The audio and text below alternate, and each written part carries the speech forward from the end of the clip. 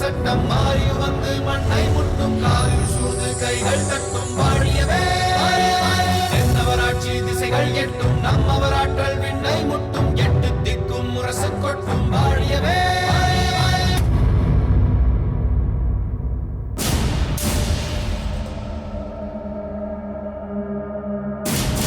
அண்ணா, தாங்கள் என்னை அழைத்து வரச் சொன்னதாக வீரர்கள் வந்து சொல்லி நான் வந்திருக்கிறேன்.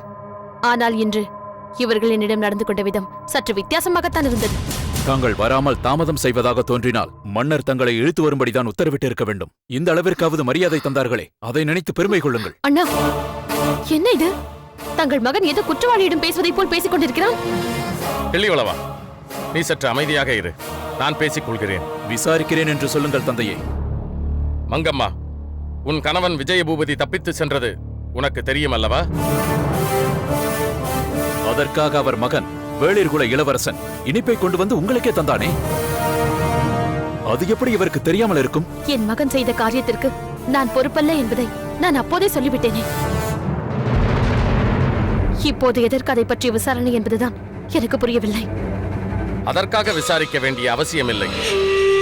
ஆனால் விஜயபூபதி தப்பித்து சென்றதற்கும் இருங்கோவில் சிறைச்சாலைக்கு சென்று அவனை விடுவித்துக் கொண்டு போனதற்கும் காரணம் நீதான் எனும்போது அதை எப்படி விசாரிக்காமல் இருக்க முடியும்? இது என்ன விபரீதம்? யார் இப்படி ஒரு களங்கத்தை என் மீது சுமத்தினார்கள்? நான் சோழ குலத்தில் பிறந்தவள். சோழ பேரரசை அரசாண்ட மாமன்னர் இளஞ்சே சென்னியின் உடன் பிறந்த தம்பி மகள்.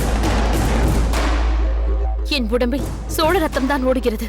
ஆனால் அதில் வேளிர்குல ரத்தமும் கலந்து விட்டதே.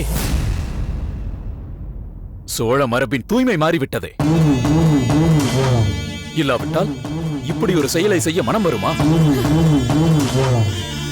எப்படியாவது தன் கணவரை காப்பாற்ற வேண்டும் என்ற வெறி ஏற்பட்டு விட்டதால் தானே சோழ குலத்தின் கடும் பகைவன் இருங்கோவேளையே துணையாக கொண்டு இப்படிப்பட்ட காரியத்தை செய்திருக்கிறீர்கள். அண்ணா, என்ன இது? உங்கள் மகன் என் மீது ஏதேதோ பழிகளை அடுக்கடுக்காக சுமத்திக் கொண்டிருக்கிறானே. நீங்களும் அதை தடுக்காமல் கேட்டுக் கொண்டிருக்கிறீர்களே. கிள்ளிவளவன் சொல்வதற்கெல்லாம் ஆதாரம் இருக்கும் போது நான் எப்படி அதை தடுக்க முடியும்? என்ன ஆதாரம்? உன்னால் சிறை அதிகாரியாக சேர்க்கப்பட்டவன், உங்கள் சந்திப்பிற்கெல்லாம் துணையாக இருந்தவன், இறுதியாக நீ அவர்களை தப்பிக்க செய்து அனுப்பும் பொழுது உடனிருந்து அவர்களை அழைத்துச் சென்றவன், அவன்தான் ஆதாரம். வாவெளியே!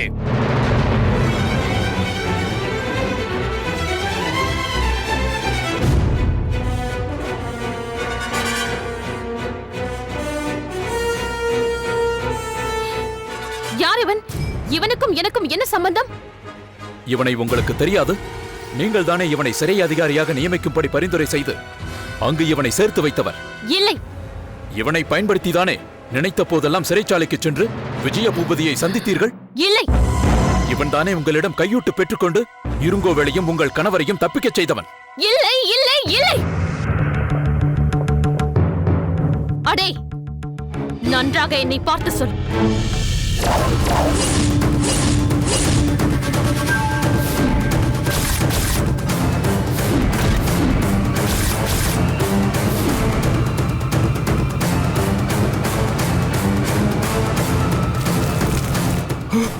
நான் உன்னை எப்போதாவது பார்த்திருக்கிறேனா? இல்லை. என் பொருட்டு நீ எப்போதாவது ஏதாவது செய்திருக்கிறாயா? இல்லை. இருங்கோவேளும் என் கணவரும் தப்பித்துச் சென்றதில் எனக்கு ஏதாவது சம்மதம் இருக்கின்றதா? இல்லை, இல்லை, இல்லை. பிறகு எதற்கு நீ மாமன்னரிடம் இப்படியெல்லாம் சொல்லியிருக்கிறாய்? ஒருவேளை இப்படி சொல்லி மங்கம்மாவை எப்படியாவது குற்றவாளி ஆக்கிவிட வேண்டும் என்று யாராவது சொல்லி வற்புறுத்தினார்களா?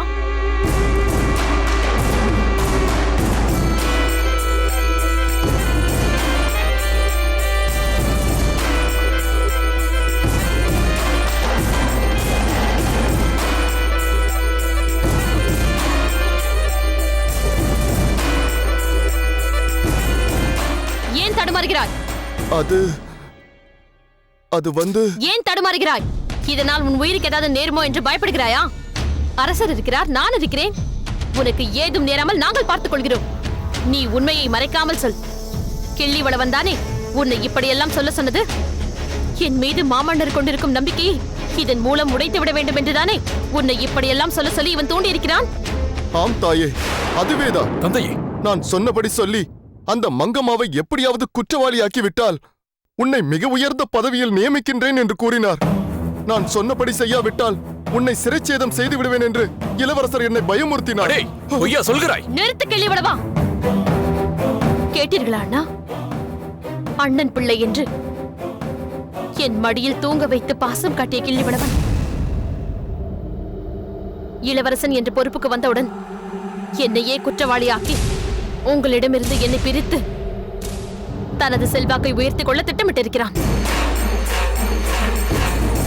அதை நம்பி நீங்களும் சாதாரண வீரர்களுடன் என்னை அவமதிக்கும்படி விசாரணை கைதி போல் அழைத்து வர செய்து விட்டீர்கள். இதற்கு பிறகும் நான் உயிர் வாழ வேண்டுமா?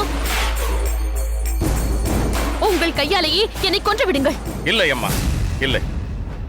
என்னை சுற்றி என்ன நடக்கிறது என்றே எனக்கு புரியவில்லை. யாரை நம்புவது, யாரை நம்பக்கூடாது என்றே எனக்கு தெரியவில்லை. கிள்ளிவளவா, நான் உன் பேச்சை நம்பியது எவ்வளவு பெரிய தவறு என்று இப்பொழுதுதான் புரிந்தது.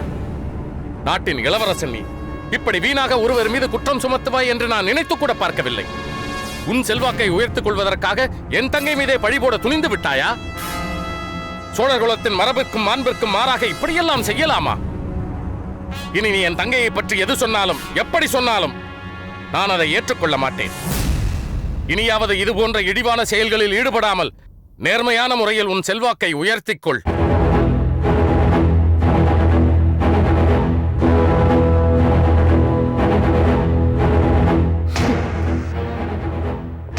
நீ சிறு பிள்ளை, இனியாவது புத்திசாலித்தனமாக நடந்து கொள்.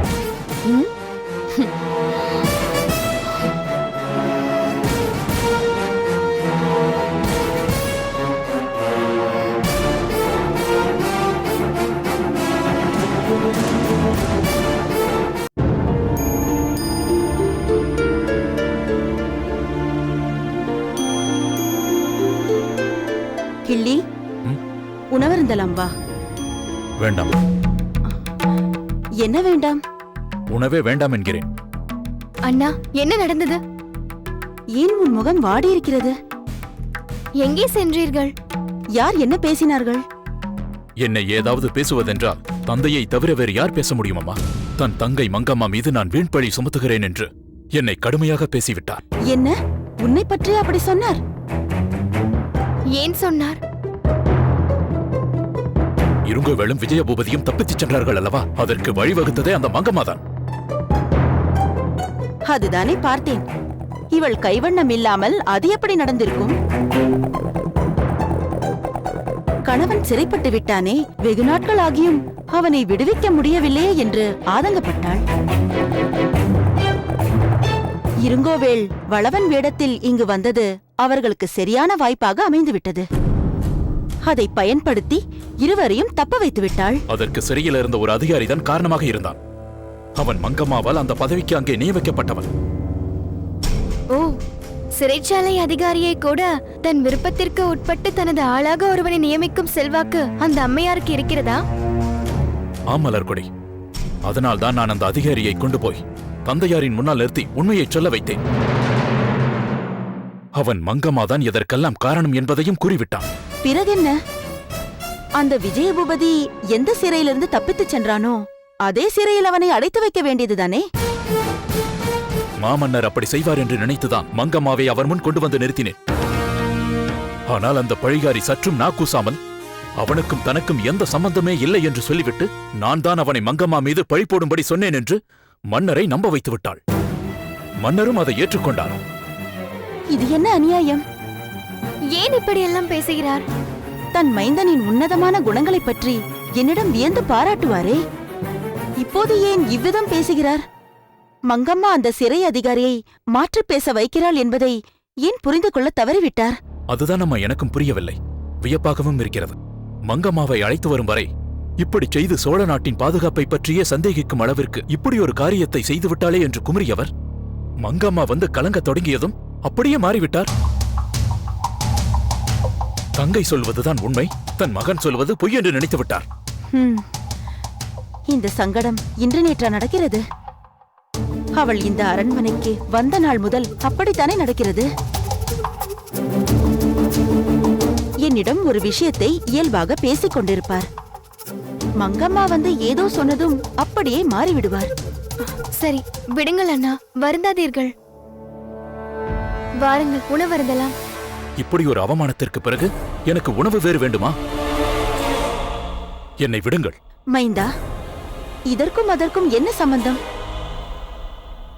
இந்த விவகாரத்தை பற்றி மன்னர் தனியே இருக்கும்போது விரிவாக எடுத்து சொல்வோம். வீரர்களுக்கு முன்னால், குற்றம் செய்த அதிகாரிக்கு முன்னால், அந்த சதிகாரி மங்கம்மாவுக்கு முன்னால் என் தங்கை மீது வீண்பழி சுமத்துகிறாயா என்று கேட்டு என்னை குற்றவாளி குண்டிலே நிறுத்திவிட்டார் தந்தையார். இனி தனிமையில் அதை பற்றி பேசி என்னாகப் போகிறது? அது எப்படியோ போகட்டும், நீ வந்து உணவருந்து. நான் தான் எனக்கு வேண்டாம் என்கிறேனே, என்னை வற்புறுத்தாதீர்கள். அண்ணா,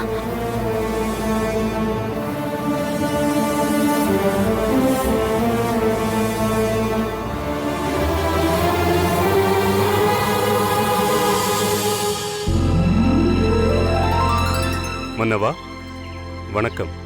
வணக்கம். வாருங்கள் வாருங்கள். அக்கையாரும் தாங்களும் சேர்ந்து வந்திருப்பதை பார்த்தால் ஏதோ முக்கியமான விஷயத்தை பற்றி பேச வந்திருப்பது போல் தெரிகிறது. அப்படியெல்லாம் ஒன்றுமில்லை மன்னவா. தங்களை தனிமையில் சந்தித்து பல காலமாகிவிட்டதல்லவா, அதனால் தங்களுக்கு நேரம் இருந்தால் சிறிது நேரம் உரையாடிவிட்டு செல்லலாமே என்று வந்தோம். அதற்கென்ன, போதுமான நேரம் இருக்கிறது. இங்கேயே அமர்ந்து நிறைவாக பேசிவிட்டு போகலாம். அமருங்கள்.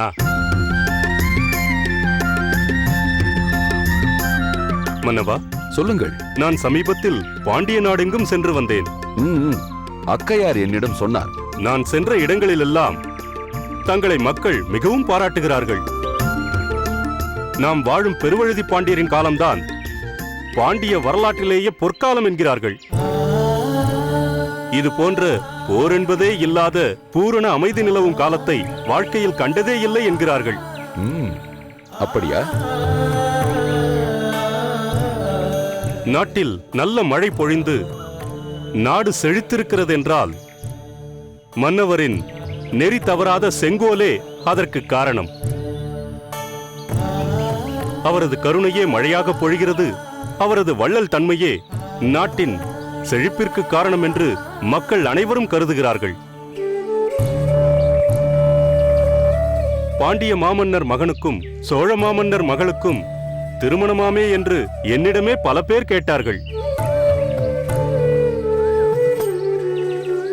எங்கள் இளவரசரை மணக்கப் போகும் சோழ ராஜகுமாரியை மதுரையம்பதியில் திருமண ஊர்வலத்தில் காண முடியுமா என்று கேட்கிறார்கள் மக்கள். மக்களுக்காகவே வாழும் மாமன்னர் தக்க முறையில் உங்களுக்கெல்லாம் விருந்தளித்து மணவிழாவை காணச் செய்வார். இப்படி ஒரு திருமணம் என்றும் எங்கும் நடந்ததில்லை எனும்படி எங்கள் இளம்வழுதியின் திருமணம் நடக்கும் என்று சொல்லிவிட்டு வந்தேன் மன்னவா. நான் சொன்னது சரிதானே மன்னவா? அக்கையாரே, தாங்கள் பேச வந்ததை நேரடியாக பேசலாமே. இப்படியெல்லாம் சுற்றி வளைத்து பேச வேண்டிய அவசியம் இல்லையே. பார்த்தாயா அழகம்மை, இதுதான் உன் தம்பியான மாமன்னரின் தனிச்சிறப்பு. நம் மனதில் உள்ளதை உள்ளபடி சொல்கிறார். பிறகென்ன, தாங்கள் கேட்க வந்ததை கேளுங்கள். மன்னவா, செழியனோ இருங்கோவேளின் சிறைக்குச் சென்றவன் திரும்பி வரவே இல்லை. அங்கு ஏதேதோ நடந்துவிட்டதாக சொல்கிறார்கள். செழியன் இருக்கிறானா இல்லையா என்பது கூட தெரியவில்லை. மேலும் அவன் துரோகி என்ற சந்தேகமும் ஏற்பட்டுள்ளது. அதை பற்றி நாங்கள் நிறைய பேசிவிட்டோம். எவர் என்ன சொன்னாலும் நான் ஒருபோதும் அவனை துரோகி என்று நினைக்க மாட்டேன். அதை விட்டுவிட்டு வேறு விஷயத்தை பேசுங்கள். ஆகட்டும் மன்னவா. மணிமாறனை செழியனை மீட்க அனுப்பினால் அவன் அதை செய்யாமல் சோழ நாட்டு விருந்தினராக தங்கிவிட்டு வந்திருக்கிறான். நான் தான் அங்கு அவனை தங்க வைத்து விட்டு வந்தேன். நீங்கள் சொல்ல வந்ததை சொல்லுங்கள். நமது பாண்டிய நாட்டின் பெரும் படையை நடத்த பிரதம சேனாதிபதி மார்த்தாண்டன் இருக்கிறார். ஆனால் உப தளபதியாக ஒருவர்தான் இருக்கிறார். இவ்வளவு பெரிய படையை நடத்த ஒரு தளபதி போதுமா? இரு தளபதியாவது இருக்க வேண்டும் அல்லவா? இருந்தால் நல்லதுதான். அதற்கென்ன? எங்கள் மகன் மகேந்திரனை அந்த பதவிக்கு நியமித்தால் அவன் அதில் பொறுப்பாக செயல்படுவானே. பொறுப்பற்றவனாக திரியும் உங்கள் மகன் மகேந்திரனுக்கு ஒரு பதவியை உருவாக்கி தர வேண்டும் என்கிறீர்கள். மணிமாறனுக்கும் செழியனுக்கும் மேலான ஒரு நிலையில் அவனை அமர்த்த வேண்டும் என்கிறீர்கள். அப்படித்தானே? அவர்களுக்கும் அந்த தகுதி இருக்கிறது மன்னவா. ஆனாலும் அக்கையாருக்காக தாங்கள் இதை செய்யலாமே. அவர்களுக்கு மேலான பதவியை பெற விரும்பும் உங்கள் மகன் அவர்களுடன் வாள் சண்டையிட்டு வெல்வானா? அல்லது ஓர் இலக்கை நோக்கி வேலை எறிவானா? இதெல்லாம் முடியாது. போகட்டும். அன்று மகேந்திரனுக்காக படைத்தலைமை பொறுப்பை கேட்டு வந்த என் அக்கையாரே மீண்டும் திரும்பி வந்து அவனை அனுப்ப வேண்டாம், அவனுக்கு இன்னும் அந்த தகுதி வரவில்லை என்றாரே. அது ஏன்? இன்று வரை அதற்கு விடை இல்லை. அன்று இல்லாத தகுதி இன்று வந்துவிட்டதா? அதற்கும் விடை இல்லையே. இந்த நிலையில் அவ்வளவு பெரிய பொறுப்பை எப்படி தர முடியும்? ஒரு நாட்டின் பாதுகாப்பு என்பது உறவுகளை கொண்டு தீர்மானிப்பதல்ல, திறமைகளை கொண்டு தீர்மானிப்பது. அப்படியானால் அதற்கு என்னதான் தீர்வு பெறுவழுதி? உங்கள் இருவருக்காகவும் நான் அவனுக்கு ஒரு வாய்ப்பு தருகிறேன். அவன் என் துணையோ உங்கள் துணையோ இல்லாமல் ஏதேனும் ஒரு காரியத்தை சாதித்து காட்ட வேண்டும். அதுவும் அது ஒரு சாதனை என்று அனைவரும் ஏற்றுக்கொள்ளும்படியாக இருக்க வேண்டும். அதை முதலில் அவனை செய்து காட்டச் சொல்லுங்கள். நான் அவனுக்கு நீங்கள் விரும்பும் பதவியை தருகிறேன். இப்போது போய் வாருங்கள்.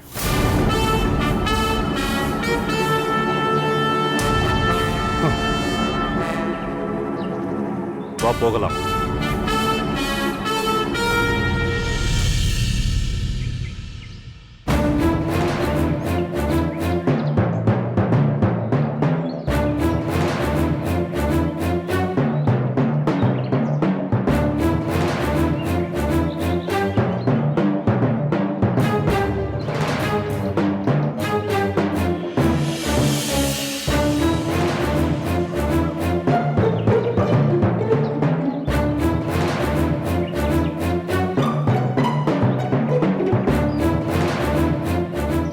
அண்ணா, அண்ணா, உங்களைத்தான். என்ன? இப்போது யார் மீது கோபம்? நான் யார் மீது கோபித்து என்னாகப் போகிறது? எனக்கு என் மீதுதான் கோபம். இப்படி ஏதும் செய்ய சக்தி இல்லாமல் இருக்கிறேனே. தவறு செய்தது யார் என்று தெரிந்தும் அவர்களை குற்றவாளியாக நிறுத்தி அதை நிரூபிக்க முடியாமல் இருக்கிறேனே. உங்கள் கோபம் எனக்கு புரிகிறது. என்ன நடந்தது, எதனால் உங்களால் அதை நிரூபிக்க முடியாமல் போனது என்பதெல்லாம் எனக்கு தெரியாது. ஆனால் ஒன்றை மட்டும் உறுதியாக சொல்ல முடியும். என்ன? மாமன்னரின் தங்கை நம் அத்தை மங்கம்மா சாதாரணமான பெண் அல்ல. தன்னை மிகவும் நல்லவளாக காட்டிக்கொண்டு எவரையும் எப்படியும் மாற்றக்கூடிய திறமை படைத்தவர். அவரவருக்கு ஏற்றபடி தன் நிறத்தை மாற்றக்கூடிய பச்சோந்தி.